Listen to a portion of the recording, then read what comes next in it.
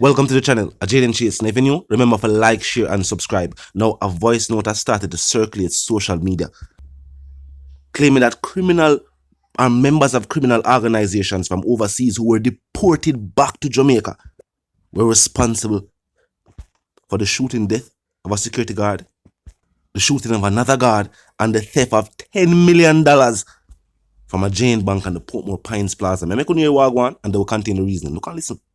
Them come to load up the machine in the ATM in the morning. I like the man them done thought it out and plan it out. And she say the girl or the escort.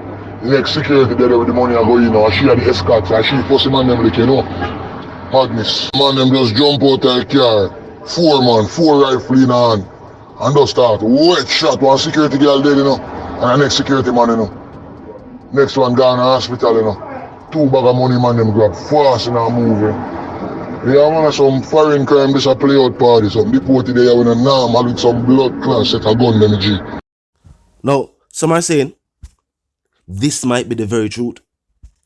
In countries across the Caribbean and across the world, where members of criminal organizations that were in other first world countries and then deported back to those third world countries did bring a certain level of crime and violence to those countries. Look at El Salvador, where members of MS-13 were deported back to El Salvador. You know what them bring back to El Salvador? The MS-13 gang mindset. And the violence in that country skyrocketed. And it has not returned back to the levels that it was at before members of MS-13 were deported back to El Salvador, which is in Honduras. The same thing happened in Trinidad. So when people say maybe members of criminal organizations from other first world countries who were deported back to Jamaica are also bringing a different level of crime and violence to the country. Now some had speculated that members of law enforcement might have been involved. But the only other documented, well, I'm not going to say only, but one of the more known documented situations where a major robbery took place and it was revealed that members of law enforcement had perpetrated that robbery, no one's life was taken. As a matter of fact, it was said that tried not to engage with members of law enforcement.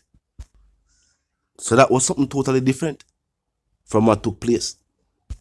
And in that situation that took place in Maypen, those individuals, it was reported, did not want the money out of the cash register.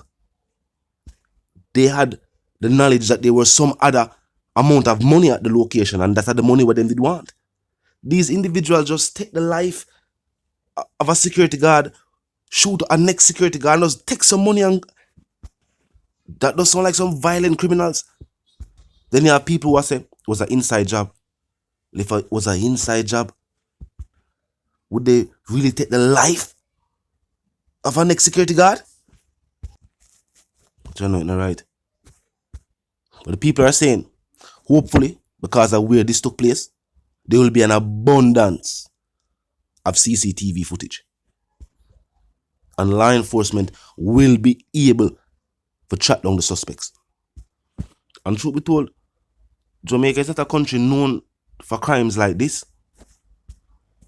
Yes, even though Jamaica is just like majority of other Caribbean countries, they have their situation with crime.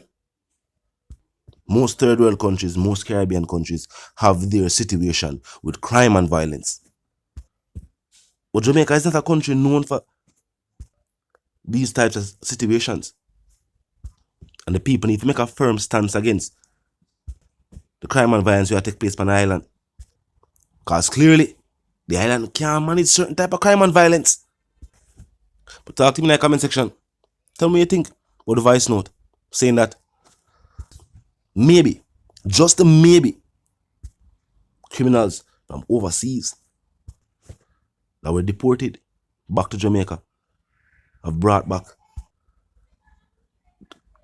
certain criminal thinking from overseas. Because truth be told, in overseas countries, in first world countries, these type of crimes happen on a regular basis.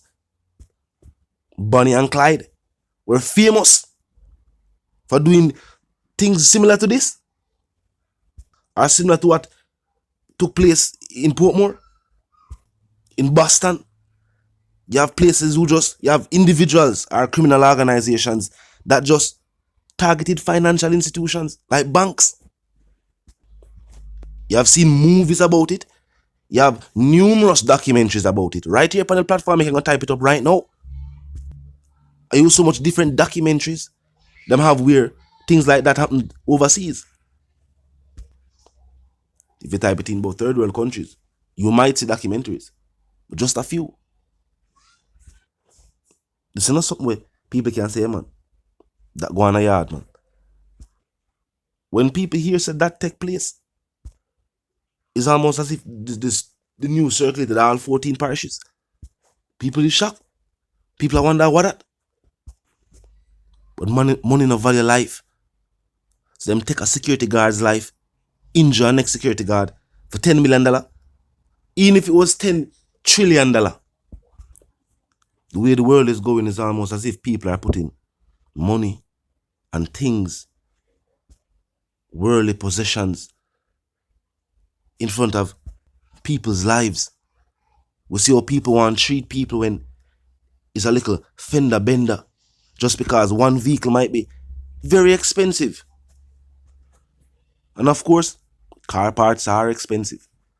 But some people come out and them reaction is almost like they want to take the life of the person who are driving the other car, just because they might think about the cost for repair the vehicle, or maybe them insurance, them premium will go up.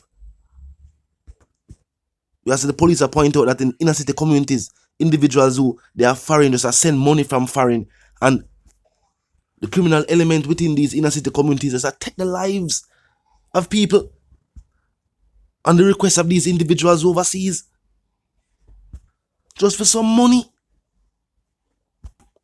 The people like to talk about how the elected officials sold out the country by selling certain entities like the the airport itself, but like the airline, the country's national electricity service, and you name the list of other things that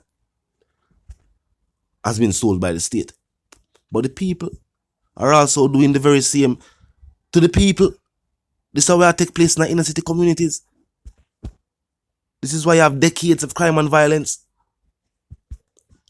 Remember, it is always one party accusing another party, or the people themselves accusing elected officials of buying out the people who accept the money to put one community against the other community, or one lane against the other lane. Sometimes it's almost as if the citizens are too divided. Meaning, West Kingston, one area. But if something will take place on Matthews Lane, people might say this is not the concern of Tivoli Garden, even though them they're so close to each other. But they must say one is an area affiliated with that party, and one is an area affiliated with that party. One is an area affiliated with such and such individuals from the community, and that community vice versa. Not considering inside West Kingston. The whole place is one place, regardless of who you choose to support. So yeah, I say because you reside in England and your favorite football side is one side, and your other people, your friends or family or whatever, favorite football side is another side, you are no longer a family. It can't be like this. I'm gonna feel like years of that type of mindset have put the people further and further apart. But talk to me in the comment section.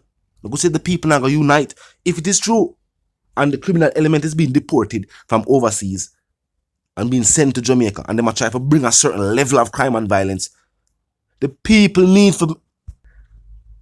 along with the state, along with law enforcement, need to make a firm stance against it.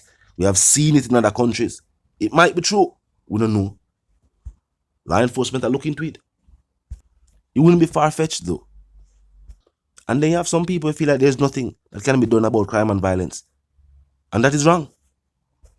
If the people are united And the support is there from the state. And the state does what it is supposed to do. Because some people, even members of law enforcement, say the criminal element is in high places. But as long as the people and the state are on the same page, that the crime and violence and the levels that they're at now, the people and the state don't want them at that levels, then something would be done about crime and violence. We remember when people that point out, people who don't live in Mobile, that say, why isn't something being done about the crime and violence in Mobile? What happened to the tourism industry that is so loved by the state? You know what people from Mobile say? The crime and violence that take place in Mobile has never had any type of vibe or impact on the tourism sector. Did I believe they say that? Because from outside looking in, we are wonder. But that showcases the mindset. I do believe that the people are united and decide to say yes. We are doing something about crime and violence. And it can be done without taking citizens' constitutional rights. Because that only allows for law-abiding citizens to be treated as criminals, which will not help the situation. Law enforcement need to start going to the communities again and talk with the people. The state need to start hear the solutions from the people. So that's when they make policies and put laws in place. It can be laws that will help out the situation and that the people agree with.